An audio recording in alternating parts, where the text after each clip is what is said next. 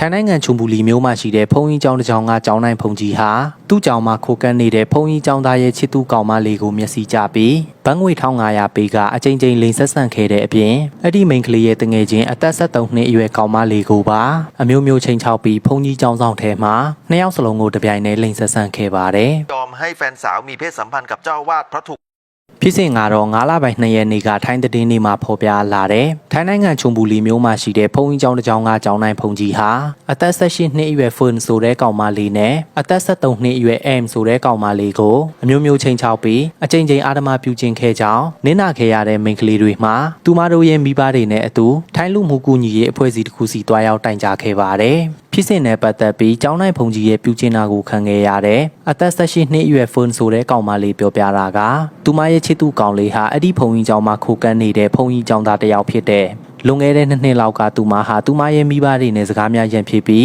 းအိမ်ပေါ်ကဆင်းလာပြီးနောက်ပိုင်းမှာနေစရာမရှိလို့သူမချစ်သူကောင်လေးကိုအကူအညီတောင်းပြီးဖုန်ကြီးကျောင်းမှာခဏလောက်တဲခိုခွင့်ပြုဖို့အတွက်သူမချစ်သူကောင်လေးနဲ့ကျောင်းနိုင်ဖုန်ကြီးစီမှာခွင့်တောင်းခိုင်းခဲ့တဲ့ဒီလိုနဲ့သူမချစ်သူကောင်လေးကလည်းသူမကိုပါတခါတည်းခေါ်သွားပြီးကျောင်းနိုင်ဖုန်ကြီးစီမှာခွင့်သွားတောင်းတော့ကျောင်းနိုင်ဖုန်ကြီးကအေးရတဲ့ကောင်မလေးနေမယ်ဆိုလဲနေပါစေဆိုပြီးဖုန်ကြီးကျောင်းမှာနေထိုင်ဖို့အတွက်ခွင့်ပြုခဲ့တဲ့အဲ့နောက်ပိုင်းမှာတော့ကျောင်းနိုင်ဖုန်ကြီးဟာသူမချစ်သူကောင်လေးကိုခေါ်ပြီးမင်းချစ်သူကောင်မလေးကိုဖုန်ကြီးကျောင်းမှာပေးနေစေချင်တယ်ဆိုရင်ငါဘတ်ငွေ1500ပေးမယ်မင်းချစ်သူကောင်မလေးကိုငါနဲ့ပေးအေးရမယ်တကယ်လို့ငါပြောတဲ့အတိုင်းမင်းမလုပ်ဘူးဆိုရင်တော့မင်းကိုတခြားဖုန်ကြီးကျောင်းသားတွေနဲ့ဝိုင်းရိုက်ခိုင်းပြီးကျောင်းကနေမောင်းထုတ်ပစ်မယ်မင်းကအကြောင်းသိတယ်မဟုတ်လားငါညီကရဲ့အရာရှိတယောက်ဖြစ်တဲ့မင်းငါခိုင်းတဲ့အတိုင်းမလုပ်လို့ကတော့တွေးမယ်ဆိုပြီးကျောင်းနိုင်ဖုန်ကြီးမှာဖွန်ဆိုတဲ့ကောင်မလေးရဲ့ချစ်သူကောင်လေးကိုချိန်ချောက်ခဲ့ပါတယ်ဒီလိုနဲ့ဖုန်ကြီးကျောင်းမှာခိုကန်းနေတဲ့ကောင်လေးကလည်းကျောင်းနိုင်ဖုန်ကြီးသူ့ကိုချိန်ချောက်ပြီးပြောဆိုတဲ့စကားတွေအားလုံးကိုသူ့ရဲ့ချစ်သူကောင်မလေးဖွန်ဆိုတဲ့မိန်းကလေးကိုပြောပြလိုက်တဲ့အခါမှာတော့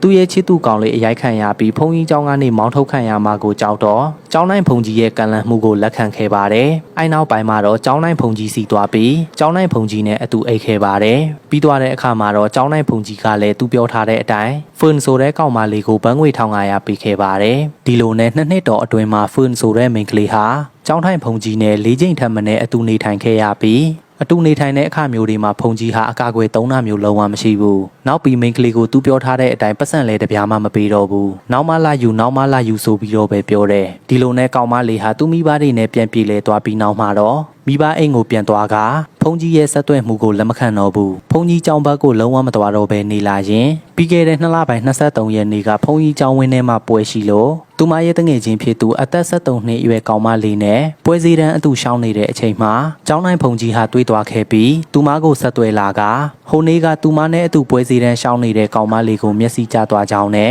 ကောင်မလေးကိုခေါ်လာပြီးသူနဲ့လိမ့်ပေးဆက်ဆံမှုပြောခဲ့ပါတယ်တကယ်လို့သူတောင်းဆိုတာမလုပ်ဘူးဆိုရင်တော့အရင်တစ်ခေါက်ကလိုပဲသူမချစ်သူကောင်လေးကိုတခြားဖုန်ကြီးကျောင်းသားတွေနဲ့ဝိုင်းရိုက်ခိုင်းပြီးကျောင်းကနေမောင်းထုတ်ပြစ်မဲ့ဆိုပြီးချိန်ချောက်ခဲ့တာကြောင့်နန်ဆောင်ဖွန်ဆိုတဲ့မိန်းကလေးဟာအသက်73နှစ်အရွယ်သူမရဲ့တငယ်ချင်းကိုနားသွင်းကကျောင်းနိုင်ဖုန်ကြီးပြောတဲ့အတိုင်းဖုန်ကြီးကျောင်းကိုခေါ်သွားခဲ့ပါတယ်ကျောင်းကိုရောက်တော့ဖုန်ကြီးဟာသူမရဲ့တငယ်ချင်းဖြစ်သူအသက်73နှစ်အရွယ်နန်ဆောင်အမ်ဆိုတဲ့မိန်းကလေးကိုရောသူမကိုရောအတင်းမဲ့အဝိစာတွေချုပ်ခိုင်းပြီးဖုန်ကြီးကျောင်းဆောင်ထဲမှာ2ယောက်တယောက်လိန်ဆက်ဆန့်ခဲ့ပါတယ်ပြီးသွားတဲ့အခါမှာတော့ဘတ်ငွေ1500ထုတ်ပြီးသူမရဲ့တငယ်ချင်းဖြစ်သူနတ်ဆောင်အမ်ကိုပေးခဲ့တာဖြစ်တယ်လို့ကျောင်းနိုင်ဖုန်ကြီးရဲ့ကျူးလွန်တာကိုခံခဲ့ရတဲ့အသက်18နှစ်အရွယ်နတ်ဆောင်ဖွန်ဆိုတဲ့မိန်းကလေးမှာထိုင်းလူမှုကူညီရေးအဖွဲ့ကိုပြောပြပါတယ်နောက်ပြီးထိုင်းသတင်းမှပြောတာကတရက်ခန့်ဖြစ်သူကျောင်းနိုင်ဖုန်ကြီးဟာတချို့ဖုန်ကြီးကျောင်းသားတွေကိုလည်းအခုလိုပဲလိမ်မဲကျူးလွန်မှုတွေပြုလုပ်ပြီးမူရည်စေဝါသုံးဆွဲတာမျိုးတွေလည်းရှိတယ်ဒီမတိုင်ခင်အရင်မှာအဲ့ဒီဖုန်ကြီးကျောင်းကိုထိုင်းရဲတပ်ဖွဲ့တွေဝင်ရောက်စစ်ဆေးမှုပြုလုပ်ခဲ့ပေမဲ့ဘာသက်သေအထောက်ထားမှမရှိတာကြောင့်